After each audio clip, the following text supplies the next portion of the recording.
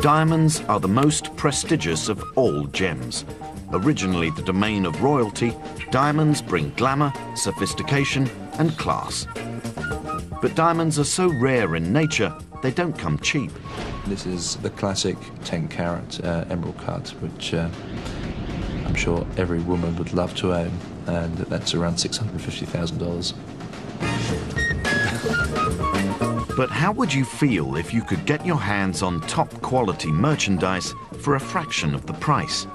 We're not talking about fakes, but diamonds grown in a lab.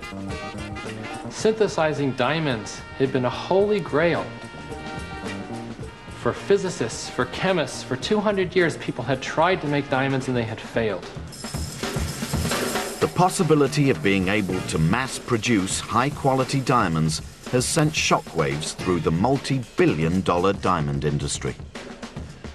What if there is a way to synthesize diamonds that are non-detectable from natural diamonds? What if technology gives us the ability to make a synthetic diamond and no one knows is synthetic? This is the story of the diamond makers and how one day these fabulous gemstones may become available to us all.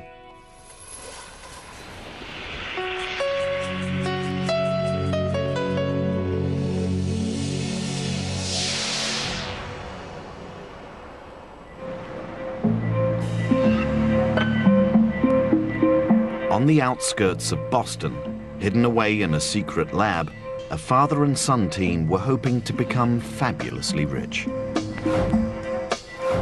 They were trying to grow in their laboratory the most valuable gemstone known to man. No one knew if it would work. Following growth, you always put the diamond into an acid vat to clean off any graphite that's on the surface. So we put this piece in, left it over the weekend.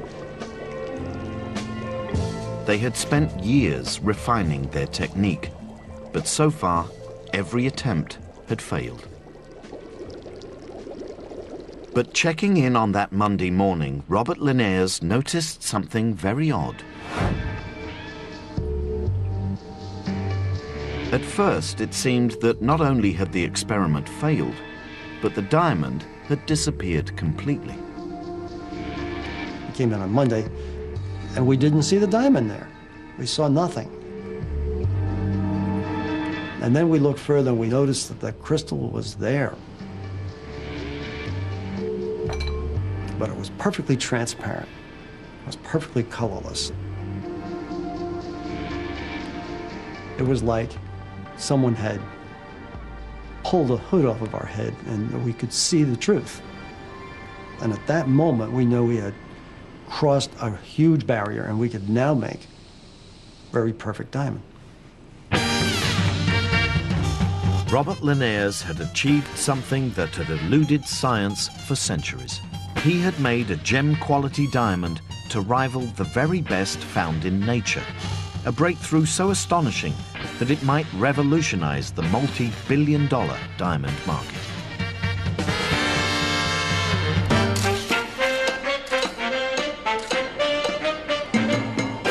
Diamonds are the ultimate statement of luxury.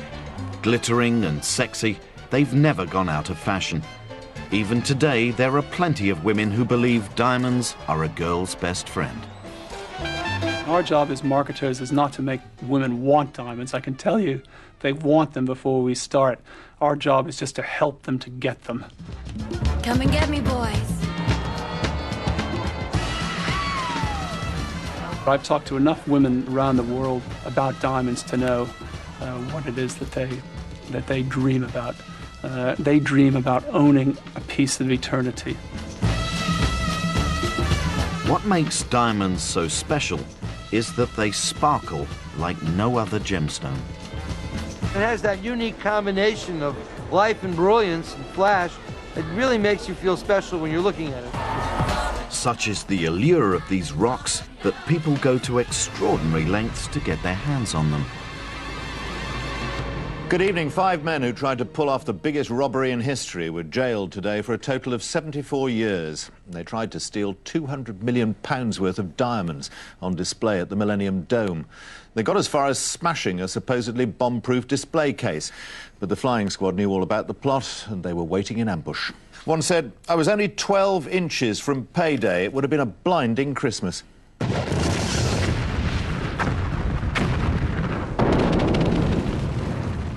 Diamonds occur naturally in the ground, but digging them out is immensely difficult.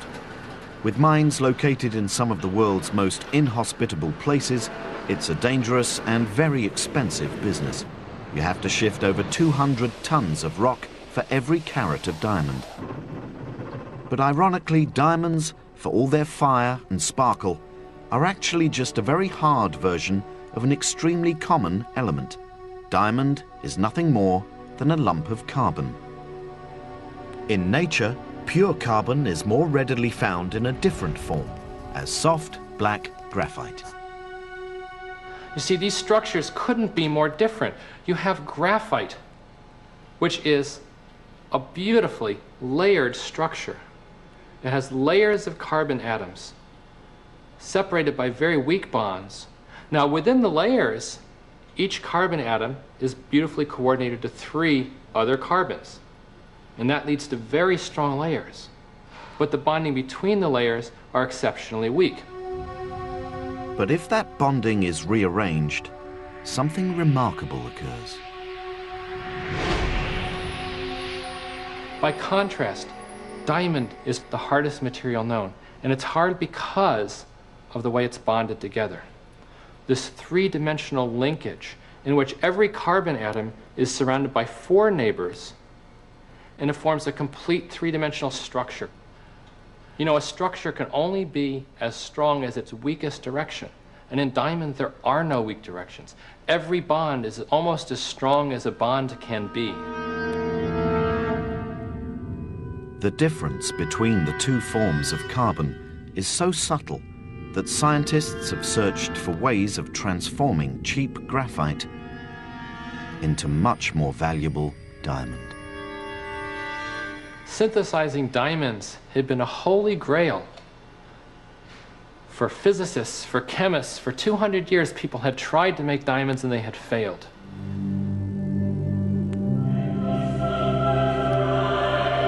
That 2 centuries-long quest began with a worldwide hunt for clues. The very first came from the way diamonds were formed in nature.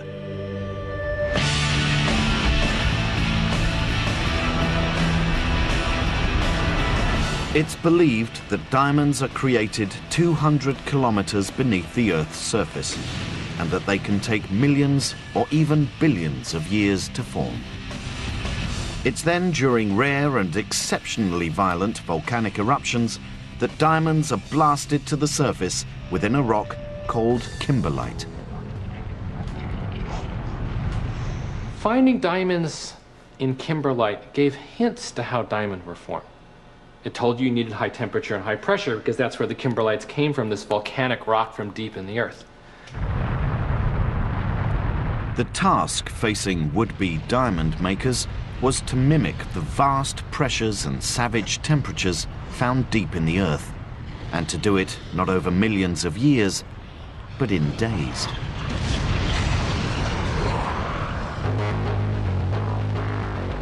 No one got close until the 1950s. Working in the greatest secrecy for the engineering company General Electric, a team of American scientists took up the challenge. They aimed to create diamond from graphite. GE spent millions of dollars developing a gigantic 400-ton diamond press. It produced pressures up to 60,000 atmospheres and temperatures topping 3,000 Celsius. But they were making little headway. So experiments were done on trying to convert graphite or carbon into diamond. Well, going straight from graphite to diamond didn't work. For 4 years, all they got were broken presses. there was something missing in their chemistry. So they looked for new clues. In a meteorite crater in Arizona, diamonds had been discovered encased in a substance called troilite, or iron sulfide. These diamonds were formed by the high pressure and temperatures created during impact. The GE scientists believed that troilite might be the missing ingredient needed to convert graphite into diamond. So they had another go. It was a wintry day. It was cold, but the sun was shining through the window. And I had put some troilite in this graphite tube. I put it in my apparatus. I turned up my heating system, and I put the pressure on. The force builds up and up and up, eventually reaching nearly 500 tons, almost 1 million pounds per square inch. The outer surfaces reach 750 degrees Fahrenheit. Inside, 2,600 degrees Fahrenheit.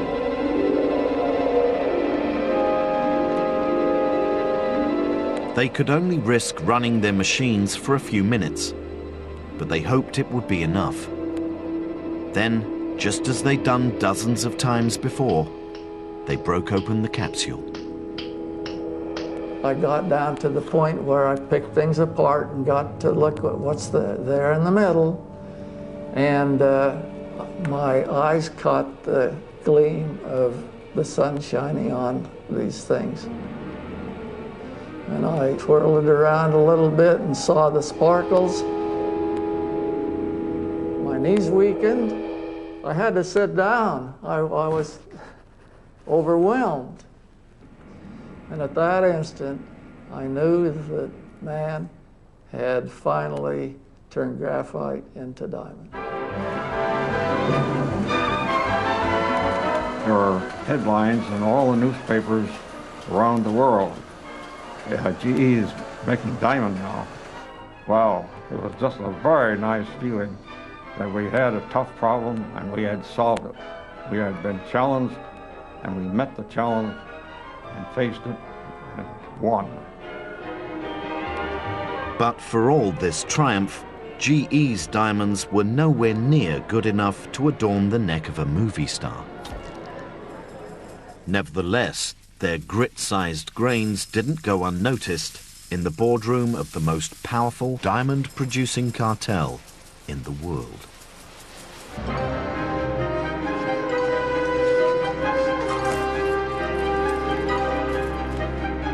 De Beers is the diamond industry, and it's dominated the market for well over 100 years. We'll sell in the neighborhood of $5 billion worth of rough diamonds. I would have thought a figure north of 100 million carats a year of total rough production. Somewhere between 50 and 60% of the world's supply.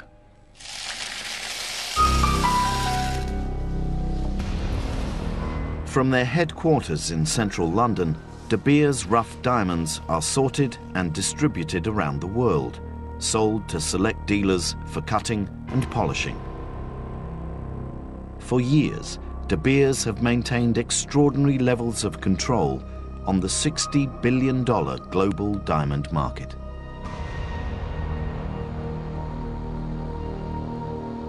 Initially, they didn't see the arrival of man-made diamonds as a threat. They were just too low quality, fit only for making industrial cutting tools.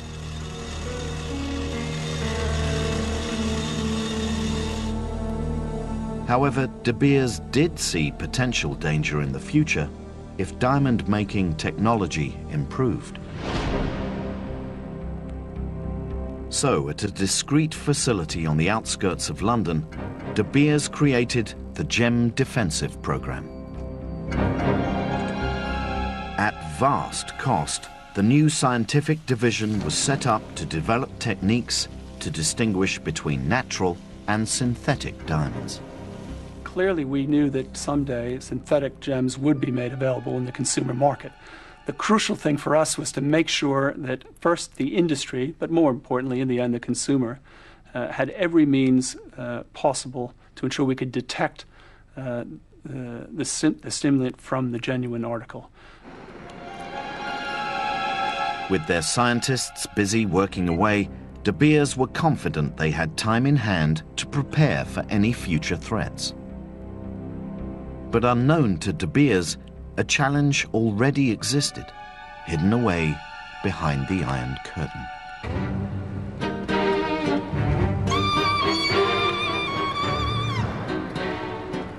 With the breakup of the Soviet Union, Russian scientists were keen to explore the new ideals of capitalism. In the early 90s, on the outskirts of Moscow, diamond scientist Dr. Boris Figelsson set up a lab in rooms rented from the Institute of the Blind. I had hopes. I even had dreams about it. That was at the time when things started to happen. His original idea was to copy General Electric's theory of high pressure and high temperature. But instead of tiny grains, he planned to grow gem-sized diamonds. But he just didn't have the right gear. With little money, he had to use whatever equipment came to hand. His first attempts were wrought with danger. We had to select the right materials and the right parts for the press, because if it was set up wrongly, then it was quite possible that there would be an explosion. Everything would come flying out at high pressure. In the end, in contrast to the giant machines used by General Electric, Figelsson cobbled together a diamond press not much bigger than a washing machine. At its heart was a small spherical growth chamber which used a unique method to create the required high pressure. Pumping oil around the sphere created a moderate hydraulic pressure. This was then amplified through specially shaped steel anvils to create a massive 58,000 atmospheres down at the central core. But at first, he still wasn't getting the goods. When we thought we understood everything was clear. Then something emerged, something no one predicted, and everything fell through. Figelsson decided to try an old crystal-growing trick and give his diamond a head start. Within the growth core, he added a tiny piece of low-quality grit diamond. He hoped this would act as a seed on which the growing diamond could form. Above it was a metal solvent and a layer of graphite. He then applied an electric current to heat the top of the chamber. This dissolved the graphite into the metal solvent, releasing the carbon atoms. The carbon atoms migrated through the molten solvent to the cooler end of the capsule, where they crystallized onto the diamond seed, making it grow. We managed to get sometimes quite good crystals, but more often the results were not good. Figelsson's diamonds had telltale signs which would betray their man-made origins. They often contained small fragments of metal. It was clear to us that we had to refine the chemistry and stabilize the heating process as much as possible. Figelsson eventually discovered that by controlling the critical temperatures within the growth core in a very precise manner, he could dramatically improve the quality of his diamonds. His diamond growing technique was still not consistent, but Figelsson had realized his dream. But there was something else about his diamonds, something that made them potentially of extraordinary value. His diamonds weren't crystal clear, they were colored.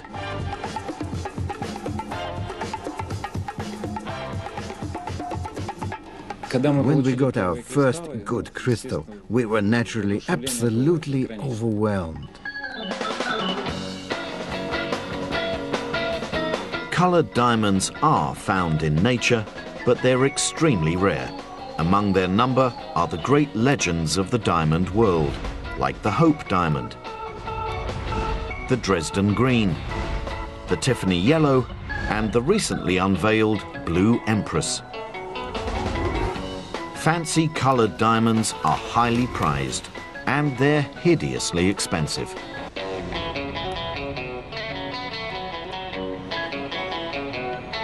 Only the finest jewelers stock natural colored diamonds. Jeremy Morris has been in the family business for 20 years. Wealthy people are the market for vivid and fancy intense colored diamonds. It's not for the average person. The prices are prohibitive, unfortunately. This stone here is a little freak of nature. It's a 6-carat, deep brownish orangey yellow, but that would be around $300,000.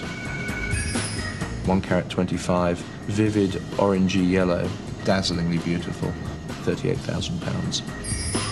We have here a 25-carat light pink, $1.5 million, ordinary offer. The lucrative trade in fancy colored diamonds was a market the Russian diamond makers were keen to exploit. It's possible to make duplicate Hope diamonds, or red diamonds, or yellow diamonds, or green diamonds, all different sorts of colors of diamonds, just by controlling the right impurity, the slight change in the chemical mix that goes into making these diamonds. But if the diamond makers were going to stand any chance of selling their rocks, first they had to convince the diamond dealers of the West.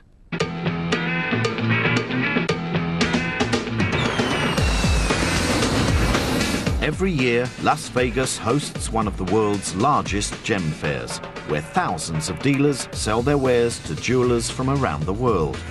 In 1999, colored synthetic diamonds coming out of Russia were showcased here for the first time. Just today we had here at the show a large selection of synthetic diamonds presented and showed to us in a variety of fancy colors. You're talking about blue stones that look like $100,000 per carat stones. Very nice stones. Lured by the dream of fabulous wealth, diamond labs had sprung up all over Russia. As a middleman for synthetic diamonds, Alex Gryzenko had been drawn to Vegas. For the last several years, we've been looking at what the potential market could actually be. Today, the market is truly in its infant stage. And as demand grows, and demand has to grow, this market has to be created. And as demand grows, so will supply, inevitably. It will be a big market. But back in 1999, the prospect of a world flooded by synthetic Russian diamonds actually seemed remote. Their labs lacked the funds and the necessary production skills. The Russians certainly have problems today. We all understand that. Capital is scarce, infrastructure is in some places complicated. Capital investments into Russia today are difficult.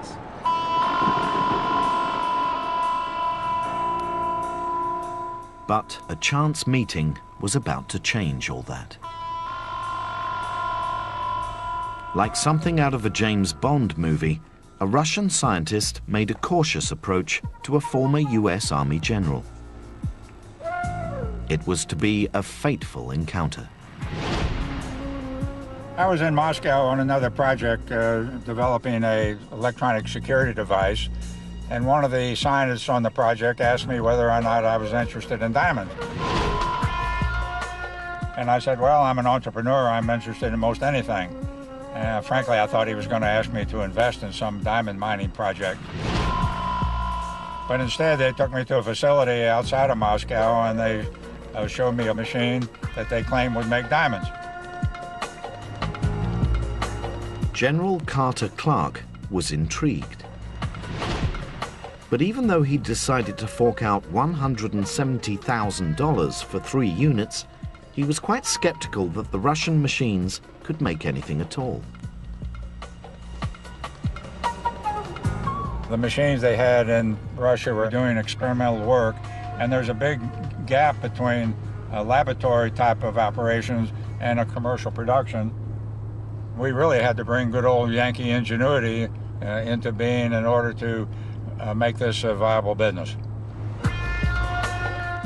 So he brought the whole operation back to his native Florida. There, he set up shop as the Gemesis Corporation. His ultimate plan? To mass-produce synthetic diamonds. But straight away, it was clear the Russian machines just weren't doing the business. They were able to get a crystal once in a while, but not all the time. They couldn't get the size we wanted. They couldn't get the color we wanted. Couldn't get the consistency we wanted. Couldn't get the yields we wanted. The whole idea of the growth process had to be rethought. So General Clark enlisted the help of scientists from the University of Florida. Dr. Rob Chaduka identified the problem. Too much human intervention. When the machines initially came over, one of the large problems were they were manually operated. There was a person sitting in front of that machine 24 hours a day, 7 days a week, while that machine was running, controlling the principal properties for that machine to operate, the pressure and the temperature. We wanted to remove the human error associated with running and operating this machine so we could produce a product on a consistent basis. That was, we had the computer control it. The university scientists attempted to automate the growth process entirely. No one had tried this before, but eventually they managed to convert the machines. Using their updated design, Clark's technicians started building their own presses, ultimately creating the world's first gem diamond production line.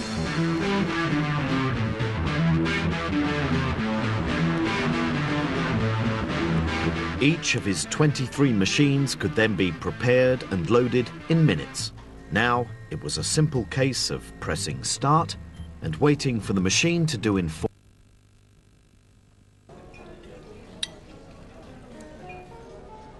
I'm gonna do this now. Oh my God. Power equivalent to a hairdryer running at the same time. After each machine finished its run, the growth cores were extracted. They were then cracked open to reveal a small lump of metal which contained the diamond. These were then each washed in acid baths to dissolve away the metal, revealing the newly formed rough diamond. Clark was finally on his way to achieving his goal. He was now producing fancy yellow diamonds far superior in size and quality to anything ever created in the Russian labs. Initially, we were growing stones that were less than 2 carats. Roughly about 1.5, 1.6, 1.7 carats. Now we're going 3 to 3.5 carats. And that'll cut and polish to a stone that's almost 2 carats, depending on the cut that you want. We're also getting a better color. Before we used to get a washed out yellow. Now we get a nice vivid or intense yellow. Until now, it had only been the uber-rich who could afford natural colored diamonds. Clark dreamt of taking his colored diamonds out onto the high street. These diamonds from nature are very expensive. A 1 carat vivid yellow diamond would go somewhere between $15,000 and $20,000. Our comparable stone would go somewhere around $4,000. Admittedly not for everyone's pocket, but high-quality synthetic stones selling for 1/4 of the price of naturals sent ripples across the diamond pond. For the first time, there was a real threat of synthetic, gem-quality diamonds flooding the market and undermining the traditional diamond trade. The concern in the industry today is what if, just what if, there is a way to synthesize diamonds that are non-detectable from natural diamonds? What if technology gives us the ability to make a synthetic diamond that no one knows is synthetic? This possibility was not lost on the world's largest diamond trading company, De Beers. Unless they could respond decisively, they might lose their dominance of the market. Their first tactic: simply dismiss the competition. Unless it came out of the ground, it just wasn't the real thing. Diamonds are so much more than just crystallized carbon. Diamonds are something from our deep, deep past, billions of years old, a miracle of nature. You can't replicate that in a laboratory yesterday in Florida. It's not possible. De Beers' gem defense program then sprang into action. Millions of dollars had been spent developing various machines to tell synthetics from the natural stones. The problem they faced was that synthetics were now very high quality. It forced them to study down to the diamond's atomic structure to detect even the tiniest differences. This instrument is Diamond Sure. It's our rapid screening instrument that's been designed to pass natural diamonds whilst at the same time referring all synthetic diamonds. Diamond Sure works by analyzing the way light is absorbed by a diamond.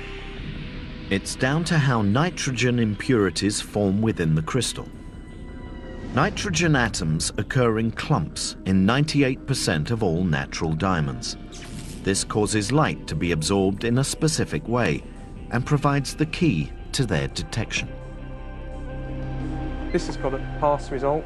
The user can be confident that this is a natural diamond and requires no further testing.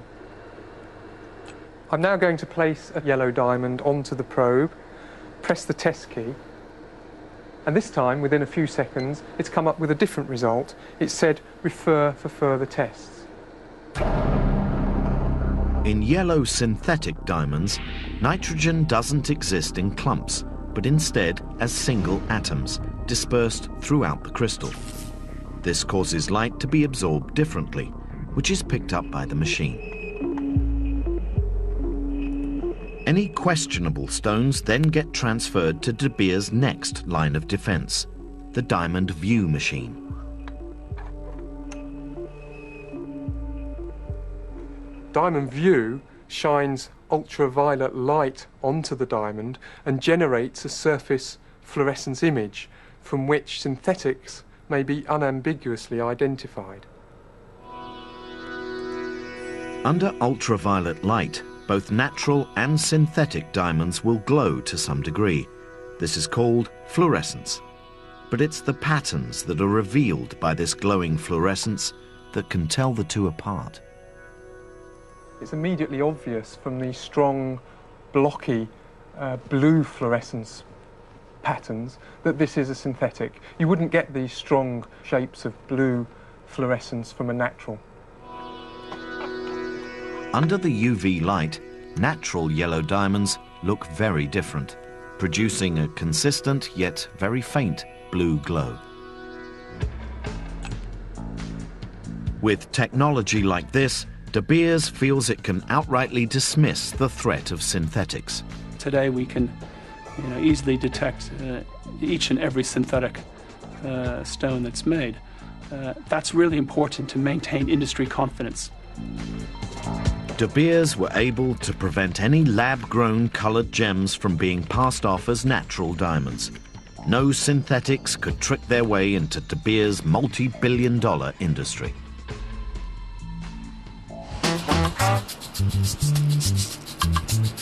But none of this phases General Clark. He's starting to make serious headway into creating his own industry for synthetic diamonds. The key to Clark's business plan is that he doesn't intend to compete against De Beers. We do not want our diamonds to be passed off as natural diamonds. That wouldn't do us any good, would not do the industry any good, and certainly would not do the consumer any good. So we're very strong in our concern about that, and we're taking every measure that we can to prevent that. All his diamonds are sent to the heart of the Diamond District in New York City, to the International Gemological Institute. Here, they are officially certified as being man-made. They're also subjected to a more invasive level of disclosure and have their origin tattooed on them by laser.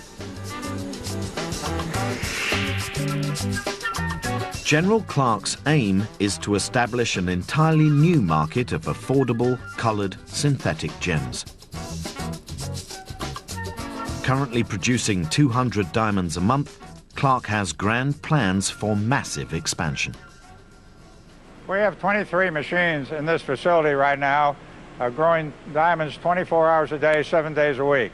And what our ambition is to fill this whole environment here with about 250 machines in the not-too-distant future. Clark's plan would create an annual production of 25,000 high-quality synthetic yellow diamonds. In the nearby town of Sarasota, on the west coast of Florida, his diamonds are already on sale. They're absolutely beautiful. You couldn't ask for more beautiful stones. It makes it for more everyday people to be able to afford beautiful, fancy colored diamonds. It's too early to say if Clark's new market for colored synthetic diamonds will ever pose a serious financial threat to De Beers. His output at the moment is just too small. And anyway, for De Beers, it's the clear, colorless diamonds that are the main thrust of their global empire. And that market was completely unthreatened. Or so they thought.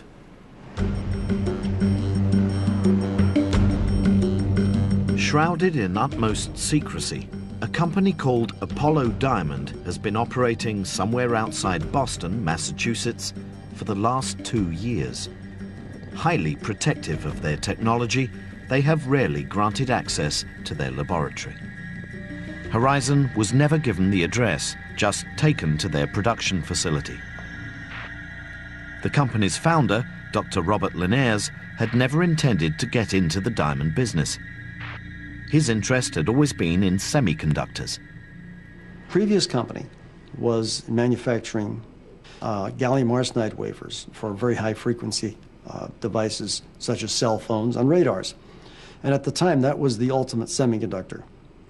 And after I left that company, I sold it, and I wanted to go to the next highest performance semiconductor, and that was going to be diamond. Diamond has some unique properties that make it a material with all sorts of possibilities for the high-tech industries. It's the hardest material known to man. It has the highest velocity of sound, it has the highest thermal conductivity, and it has semiconductor properties which exceed that of silicon and other materials. The real thrust is to develop new single crystal diamond technology and to create the ability to grow large diamonds for semiconductor and optical application.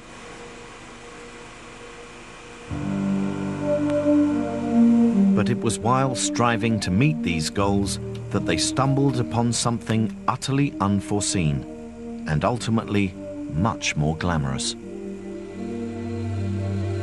We're actually seeing diamonds now that really had the ability to become diamond gemstones. In their mission to make semiconductors, they had discovered how to make clear, colorless diamond. It was a eureka moment for this company where we recognized that we could really do something tremendous in this $60 billion marketplace. The Linares adopted a completely different approach to other gem diamond makers, a technique called chemical vapor deposition, or CVD. Unlike previous methods of growing diamonds, it didn't need high pressure or graphite and was based on using two very common gases. CVD diamond is done at very low pressures, less than 1 atmosphere. And you introduce two gases. You introduce hydrogen and methane. But before the process could begin, what they needed was a seed for each new diamond to grow on. These seeds were made of thin slivers of low-grade diamond. In preparation for growth, they were sliced and shaped using a high-power laser. When we have the prepared seeds, we then load them into the machine. And what our process is capable of doing is growing on multiple seeds at a time. We can load 25, 50 seeds at a time, and really how many seeds we put in depends on the size of the individual seeds. When the growth chamber was closed, the pressure was lowered and the seeds heated to around 800 Celsius. Hydrogen and methane were pumped into the chamber. Then, using high-power microwaves, the mixture was ignited, forming a gas plasma. Within this chemical soup, highly reactive hydrogen atoms collided with the methane molecules, releasing carbon atoms. These atoms were then attracted down to bond with the carbon atoms of the diamond seeds. And so the new diamonds grew, atom by atom. But initially, there was a hitch. Others had tried CVD, but could only produce very thin wafers of diamond, nothing like the thickness needed to create a gemstone. It was commonly thought by scientists around the world that you could never make diamond by the CVD process that was greater than 15 microns thick. That's far less than the thickness of a hair. We discovered how to cross that barrier. And we discovered it for a couple of reasons, one of which was we had to, because we were basing our future business on making single crystal that was thick. And once we figured out how to do it, we very quickly went to a 0.5 millimeter thick, 1 millimeter thick, 3 millimeters thick, 5 millimeters thick. To this day, Robert Linares has not revealed the secrets of his technique. But within his machine, he could now effectively watch 3 million years of diamond growth happening before his eyes.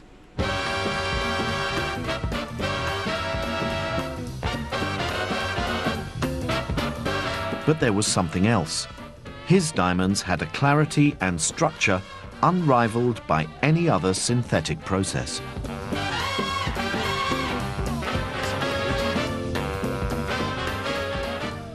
The gem diamonds that we make here at Apollo are very perfect, and they have the capability of being the most perfect diamonds that we've seen on the planet. The Naval Research Department here in the United States has called them the most perfect diamonds that they've ever seen, both man-made or natural. Finally, scientists were not just able to match nature, but make something even more perfect and available at a fraction of the cost. It was the first serious threat to the traditional market in clear diamonds.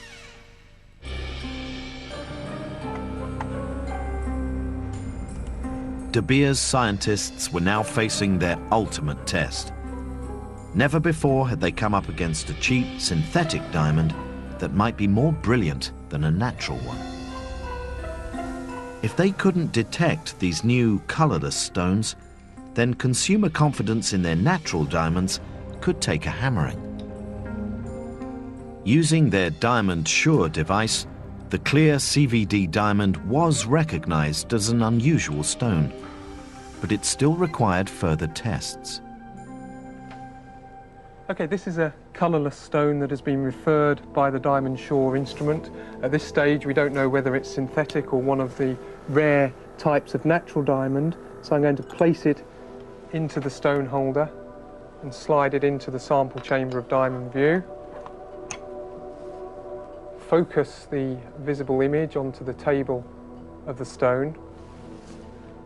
And now I'm going to shine the ultraviolet lights onto the stone.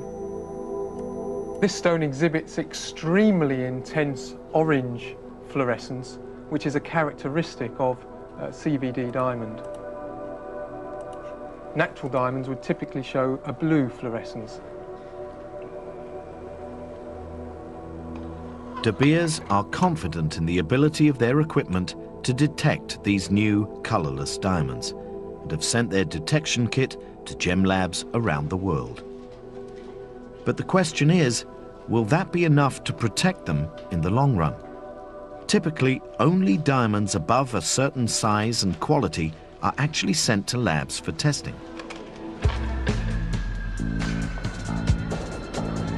The majority of us buy tiny diamonds from high street jewellers, and while they may be precious to us, diamonds so small are rarely sent to labs. The cost of testing them can be greater than their actual market value. As a result, the authenticity of small stones, once in the marketplace, may never be questioned.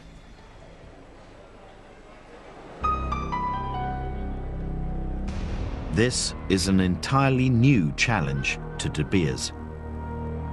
But they are adamant they will do anything to keep their market safe. Maintaining consumer confidence in diamonds is worth any price that the De Beers Group needs to spend to ensure it is there. You know, the diamond to a consumer is a precious thing. They want to buy it with confidence, they want to know what it is, and anything we can do to help that, we will do.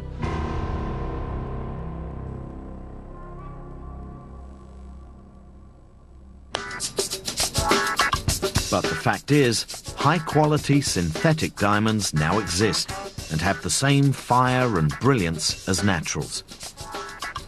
Driven by the likes of Gemesis and Apollo Diamond creating brand new markets, we now have the opportunity to buy synthetic diamonds.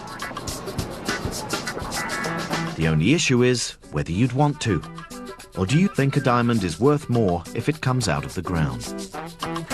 The only problem you'd have with synthetic diamonds is they're not going to be as rare and they're not going to be as special. I mean, I could give you a Mona Lisa, that would be an exact copy of one, it would be fantastic. But the real thing is the real thing, and that brings out a very special feeling. You know, if an orchid is grown in the hot, steamy jungle in Central America, or it's grown in a hothouse in California, it's still an orchid, it's still very beautiful, women will love to have it, and they don't really care where it comes from. Where's the romance when you have a yellow diamond and you give it to your loved one? You go, wow, it's amazing. And you go, yeah, you know, this is a man-grown diamond, and it's like, well, why didn't you buy me a real one? It's too soon to say if synthetic diamonds will catch on, or if they'll undermine the trade in natural diamonds. But there's now a genuine chance that one day it could happen. On the hand may be quite continental, but diamonds are a girl's best friend. A kiss may be grand, but it won't pay the rent. Next week, Horizon investigates Tyrannosaurus Rex. Everyone knows it was the greatest hunter-killer of all time. But could we have got it completely wrong? Was T-Rex in fact a slow, lumbering scavenger? Or pear-shaped, these rocks don't lose their shape. Diamonds are a gold.